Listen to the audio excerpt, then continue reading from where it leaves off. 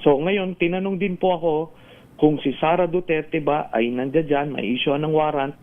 Sinasabi ko po directly, kahit labag sa kalooban ko, ay hindi po masasama sa may issuean si Sara Duterte, pati si Aguirre, hindi rin po. So yun po, umaga objectively, I am saying that. Yun po. Bakit nagbago yata? Nung una, sabi, pati si Vice President Sara ay baka daw madamay. Ayan, pero ngayon pati si Aguirre. Pero bakit nabago ang sitwasyon, Senator, sir? Hindi naman po sa akin ang galing yon yung Okay. mga nagsabi noon. Kasi yung iba hong itatanong nila, kung nasama dun sa listahan ng co-perpetrators, lahat na yun i-issue ng warrant. Not necessarily so.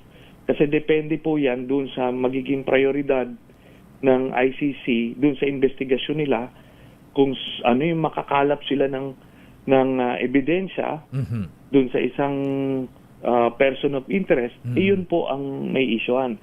Ako objectively, sinasabi ko nga kahit ito sana madali ang problema, imbis ka pang mag-impeachment, ito na lang. Kaso hindi po ganun So wala talaga, hindi ho may issue ng warrant. Ayan. Itong dalawa.